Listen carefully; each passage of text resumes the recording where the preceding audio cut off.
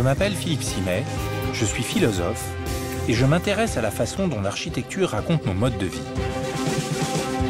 Je vous emmène explorer les habitats les plus singuliers de la planète afin d'en découvrir le sens et d'en partager les richesses.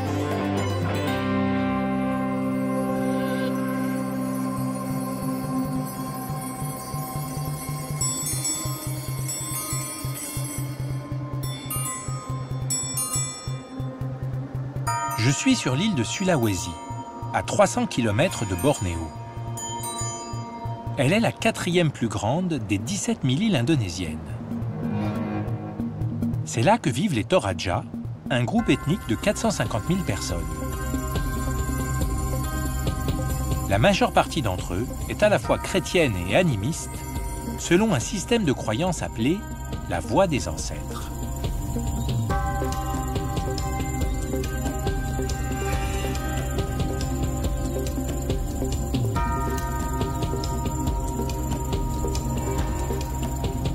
À une époque où la plupart des groupes ethniques disparaissent, les Toraja surprennent aujourd'hui par la vigueur avec laquelle ils restent attachés à leurs traditions.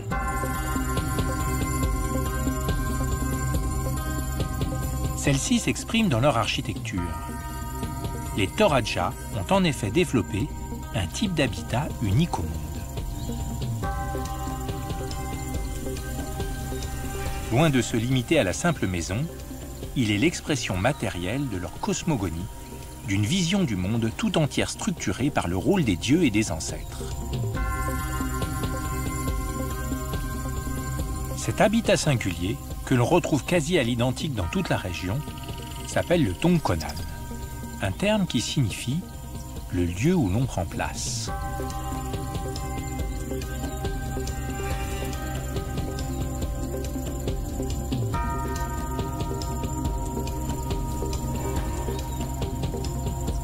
Le Tongkonan est au cœur de la vie des Toraja. C'est d'abord une maison, mais c'est aussi plus étrangement un habitat pour les morts.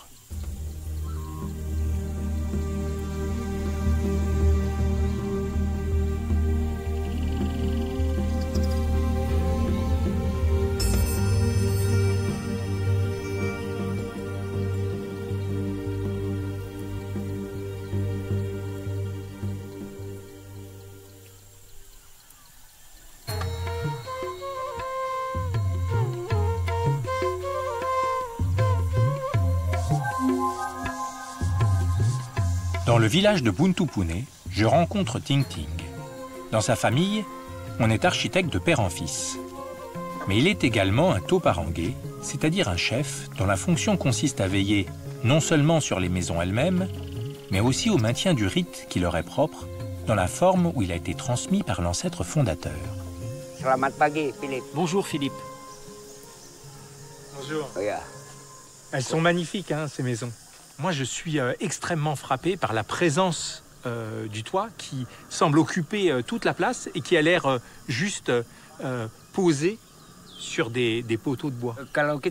Si on observe les maisons Toraja, elles ressemblent à des bateaux prêts à partir.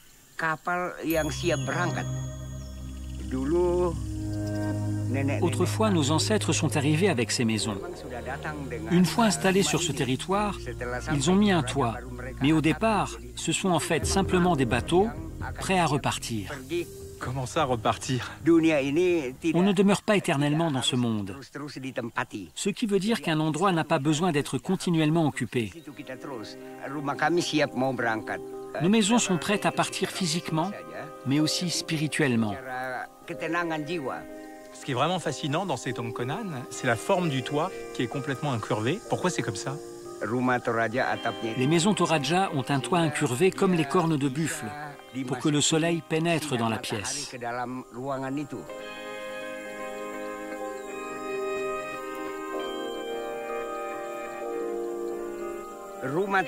Les maisons Toraja doivent être parallèles à l'axe du monde, de façon à ce que les rayons du soleil se lèvent toujours à l'est et se couchent à l'ouest de la maison.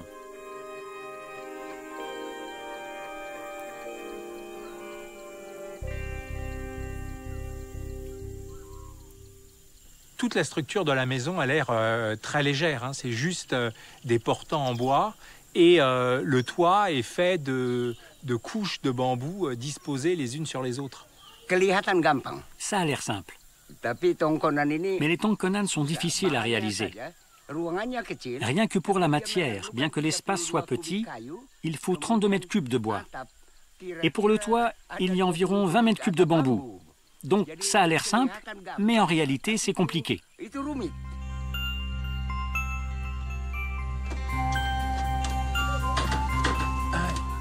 L'entrée est assez étroite.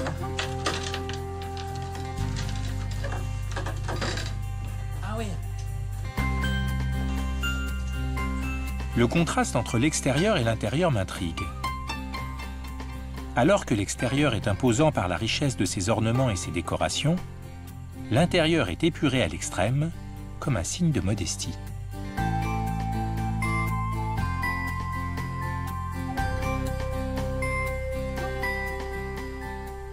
Il y a combien de niveaux exactement dans la maison? Il y a 3 pièces dans le tongkonan où nous nous trouvons. Ici, c'est la chambre de la grand-mère et des adolescents. Au milieu, il y a la cuisine qui sert aussi de salle à manger. Et au sud, là-bas, c'est la chambre des parents, avec les enfants en bas âge. Et est-ce qu'il y a aussi une organisation symbolique de l'espace intérieur du tongkonan? Les grands-parents et leurs petits-enfants sont à l'avant de la maison, dans la même pièce, pour signifier que les grands-parents sont près de la mort. Ainsi, les petits-enfants comprennent et se préparent à ce décès. Les parents et les enfants en bas âge sont dans la chambre qui est au-dessus de l'étable des buffles. Cette étable est là pour rappeler aux parents qu'ils ont une grande responsabilité envers leurs ancêtres, mais aussi envers les descendants, les enfants et toute la famille qui possède le tongkonan. Vous donnez une grande importance à l'orientation de la maison. Est-ce que c'est aussi vrai à l'intérieur? Les tongkonan sont lourds de sens. Tout doit être parallèle à l'axe du monde.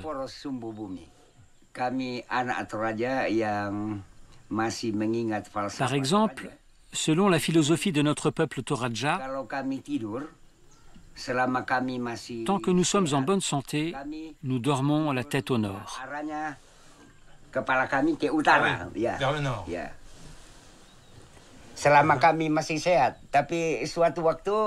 À notre mort, tant que les funérailles n'ont pas eu lieu, nous sommes considérés comme malades. Notre tête est orientée à l'ouest. Et ce n'est que lorsque nous sommes inhumés que la tête est orientée vers le sud. Vers le sud. Est-ce que ça veut dire que le nord symbolise la vie et le sud la mort? Oui, c'est ça. Le nord donne la vie. Et comme le nord donne la vie, alors forcément, le sud apporte la mort.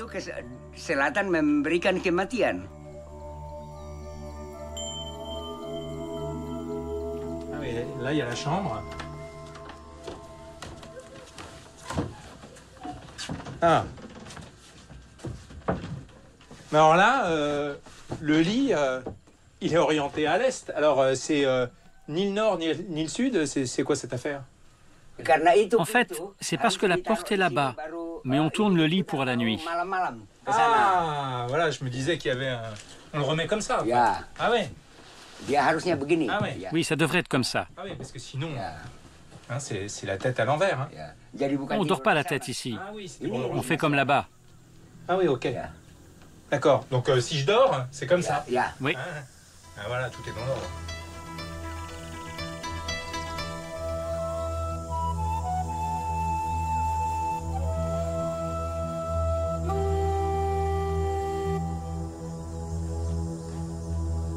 Je découvre que derrière les tongkonan, et à l'abri des regards, se trouvent des maisons bien plus modernes où semblent vivre les familles de Buntu Pune. Est-ce que le tongkonan représente encore pour eux une architecture vivante ou n'a-t-il qu'une fonction patrimoniale?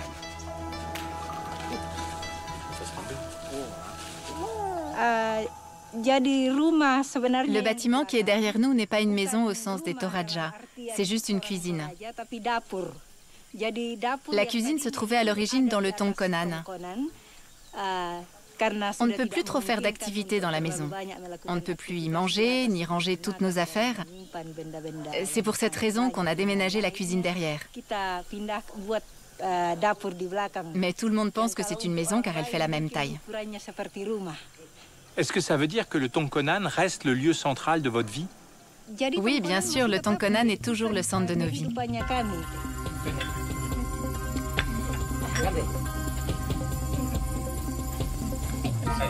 Est-ce que vous en voulez? Ting Ting m'invite à dîner avec toute sa famille. C'est l'occasion de se retrouver dans le Tongkonan, le lieu où se tiennent les événements importants de leur vie. Ce qui est très frappant pour moi, c'est que plus personne n'habite vraiment dans les Tongkonan, mais tout le monde a construit des nouvelles maisons juste derrière. En fait, nous n'avons pas complètement abandonné les Tongkonan, seulement quelques parties. Les parents ne dorment plus en haut, mais c'est toujours utilisé. Il y a toujours des gens qui y habitent, car si on abandonne le Tongkonan, que personne ne dort en haut, il s'abîmera très rapidement. Nous ne considérons pas le Tongkonan que d'un point de vue matériel. Il a un rôle vraiment très important au sein de la société. En fait, le Tongkonan est pour nous le centre de notre culte. C'est le centre du lien familial et c'est aussi la source des règles de notre communauté.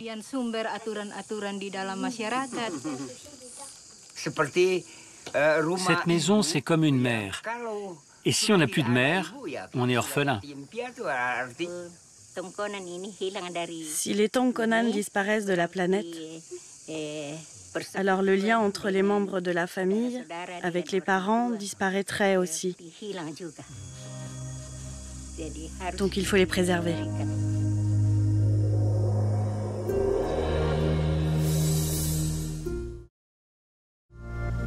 Si l'on observe attentivement les Tongkonan, un paradoxe étonnant s'en dégage. Faites de matériaux lourds, ces maisons aux silhouettes massives semblent pourtant prêtes à partir. Les piliers, la structure de la maison et le toit élancé donnent à l'édifice une légèreté incomparable. Je sens combien le Tongkonan ne se réduit pas à une simple prouesse technique et architecturale, mais représente d'abord un rapport de l'homme au monde, ou plus exactement, à l'univers des Toraja, structuré par la présence des dieux et des ancêtres. La façade est pour eux l'interface entre les dieux et la communauté des hommes, là où les choses font signe, comme un point de connexion avec l'au-delà. Chaque couleur a sa signification. Rouge pour symboliser le sang et donc la vie, blanc pour les eaux, jaune pour les dieux, et noir pour les ténèbres. Cette façade, elle est vraiment magnifique, hein, avec sa tête de buffle là. Nous posons une tête de buffle sur les Tongkonan pour symboliser les limites de la sagesse humaine.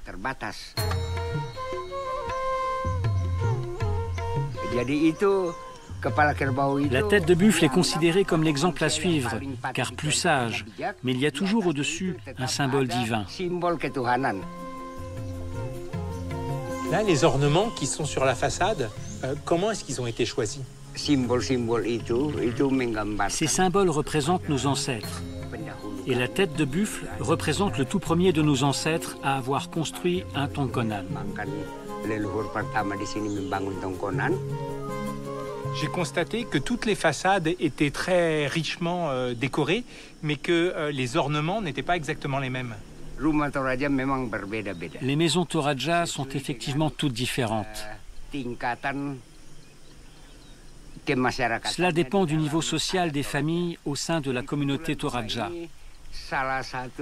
Il se trouve que cette maison a été construite dans les années 1870 par quelqu'un considéré comme exemplaire du fait de sa grandeur, de sa force et de sa richesse. Ces peintures représentent surtout la force.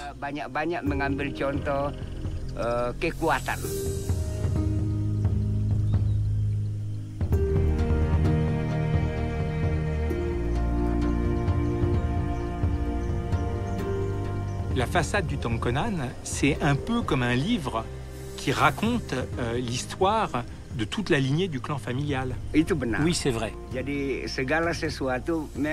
La disposition des ornements et des sculptures doit correspondre aux fondateurs et aux descendants des familles propriétaires de ce Tongkonan.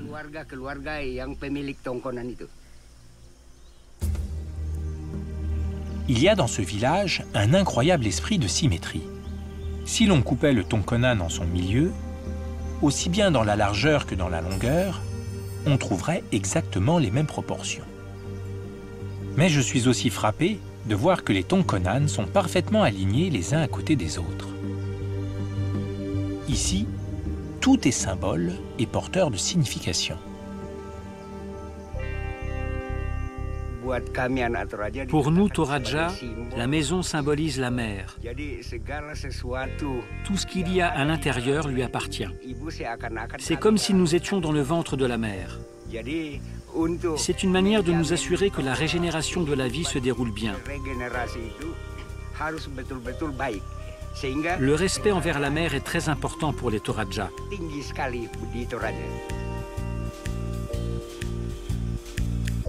Cette petite maison, en fait, c'est un grenier. Oui, c'est le grenier Hari. Il est plus petit. C'est le symbole du père chez les Toraja. S'il y a un problème, traditionnellement, nous nous retrouvons ici pour en discuter. Ici, on voit que la mère est représentée par un Tongkonan plus grand. Mais le rôle du père, représenté par ce grenier, même petit, est également important, car il s'occupe des problèmes en dehors de la maison. Vous vous réunissez sous le bâtiment qui symbolise le père pour discuter et régler les problèmes communs. Si ce sont des questions de mariage et de divorce, elles sont réglées côté est du grenier.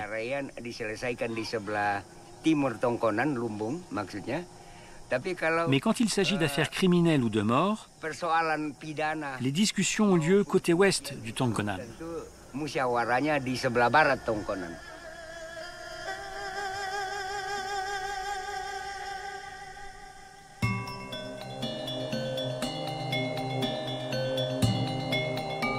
Partout chez les Toraja, on construit des Tongkonan. Pas simplement pour les vivants, mais également pour les morts. Ces maisons sont en effet le lieu où les défunts reposent dans l'attente de leur dernière demeure. Je me rends dans un village voisin où une cérémonie funéraire se prépare. C'est Néné Mambé, responsable de son organisation, qui m'explique le sens de cette cérémonie. Tout est en travaux ici. Oui, les gens viennent ici lors d'une cérémonie pour les morts. Et ici, c'est la maison des corps. Pourquoi ça reprend la forme du toit du Tongkonan? L'endroit des vivants et celui des défunts sont faits de façon à se ressembler. Vivant ou mort, c'est la même forme. Vous attendez combien de personnes pour ces funérailles? Pour les grandes familles, des milliers de gens viennent présenter leurs condoléances. Des milliers de personnes pour des funérailles, c'est vraiment l'événement autour duquel s'organise la vie des Toraja, mais dans un même espace. Oui, la croyance Toraja, c'est comme ça. C'est la vie, c'est la mort. Toutes ces constructions sont réalisées en l'honneur d'une seule personne. Chez les Toraja, plus une personne est haut placée socialement, plus elle contracte de dettes au cours de sa vie. À sa mort, toute la famille doit réunir l'argent pour honorer ses dettes et pouvoir l'inhumer. Ce processus est long. Il peut prendre des mois, voire des années, et passe notamment par la vente et le sacrifice d'un certain nombre de buffles pour offrir aux défunts des funérailles dignes de son rang.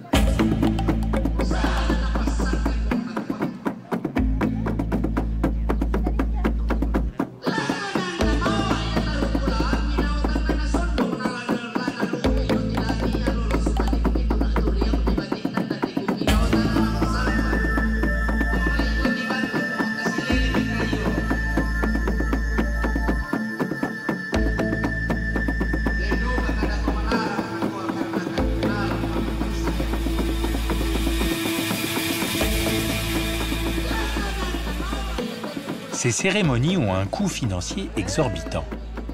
Chez les Toraja, les vivants acceptent de s'endetter pour les morts et d'organiser leur vie en fonction d'eux.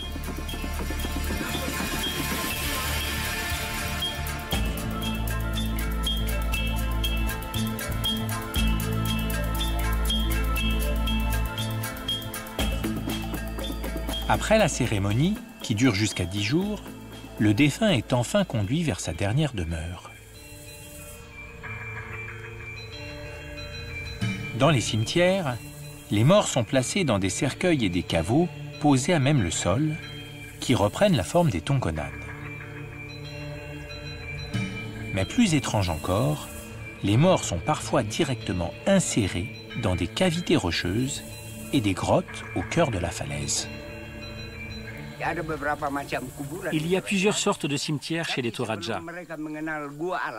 Avant d'être mis dans des grottes naturelles, les corps étaient mis dans des cercueils en bois, comme celui-ci, un pour une famille entière. C'est aussi un cimetière, comme on peut voir. Mais il y a des crânes. C'est la même famille.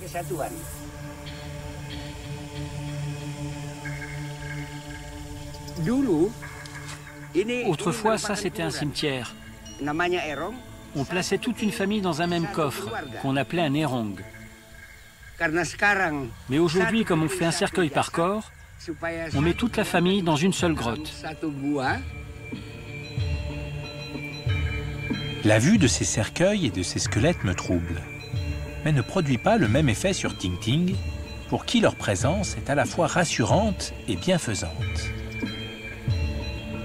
Comme si ces lointains ancêtres regardaient les vivants et veillaient sur eux depuis l'autre côté.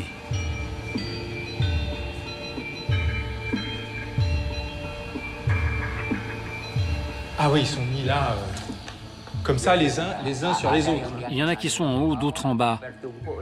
Tu vois, ils sont les uns sur les autres, suivant l'ordre de décès. Ah oui, voilà. Il y en a encore sur les côtés. Ah oui, ils sont mis... Tiens, ici, ce sont les plus anciens. Ah oui. C'est impressionnant, hein? En fait, on ne sait pas qui est qui, parce que les cercueils sont mis comme ça. Et... Comme ils sont enterrés par clan, les Toraja savent que leur grand-père, leur grand-mère, leur tante, les neveux, les cousins, les enfants sont tous ici.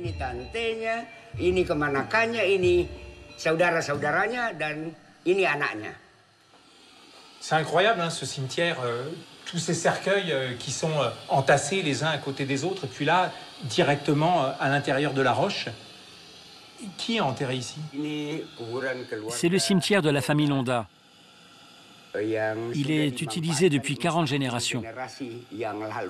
Mais les cercueils sont posés comme ça, les uns sur les autres? Autrefois, les Toraja étaient inhumés dans des grands cercueils en bois qui servaient pour toute une famille. Mais comme le bois de grande taille est devenu difficile à trouver, les Toraja ont utilisé les caves naturelles comme celle-ci. Mais est-ce que c'est seulement en bas ou il y en a aussi en hauteur? Est-ce qu'il y en a partout sur la falaise? Les familles ont de nombreux clans. Et chaque clan de la famille, comme la famille Londa, a son cimetière. Certains sont en haut, d'autres en bas, ce qui fait que chaque clan a son espace. En fait, cette falaise, c'est le tongkonan des morts. Oui, c'est aussi un tongkonan tangmerabu, un tongkonan sans fumée, c'est-à-dire sans activité liée à la vie. Donc, il n'y a pas que les vivants qui ont un tongkonan, les morts aussi. Les Toraja incarnent une manière d'habiter qui frappe par son extrême cohérence.